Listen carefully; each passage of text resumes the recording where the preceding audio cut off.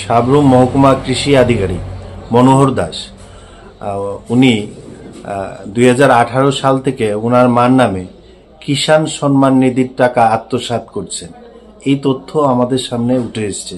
এই বিষয়ে আপনি কি বলবেন?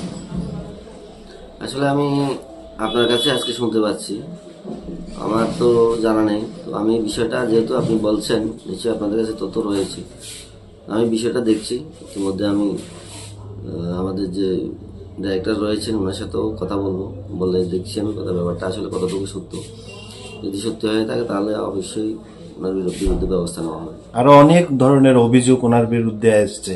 ওনার অফিসের কর্মচারীদের সঙ্গে তুচ্ছ তাচ্ছল্য বিহেভিয়ার করে, যার পরিপ্রেক্ষিতে ওনার অধীনস্থ কর্মচারীরা একটা লিখিত অভিযোগ জানিয়েছে। এই বিষয়ে আপনি কি বলবেন স্যার? না, এটা আসলে আমার কাছেও দিয়েছিল কিছুদিন আগে। ওনার অধীনস্থ যারা কর্মচারীরা রয়েছেন আমার কাছে একটা অভিযোগ জমা দিয়েছিল। তো আমি আসলে দেখছি সবকিছু তদন্ত মাধ্যমে আমরা খুব ইমিডিয়েটলি আমরা দেখছি ব্যাপারটা আসলে কতটুকু সত্য। ইতিমধ্যে ওই সাবরুম মহকুমাতে এমনিতেই এগ্রিকালচার ডিপার্টমেন্টের যারা কর্মচারীরা রয়েছেন তারা আসলে প্রচণ্ড ক্ষুব্ধ হয়ে রয়েছেন ওনার প্রতি। আমার কাছে গত 2 দিনে অনেক অভিযোগ জমা পড়েছে। আমি সঠিকভাবে তদন্ত করে আসলে কি ব্যাপারটা আমি দেখছি। ঠিক আছে, নমস্কার স্যার। নমস্কার।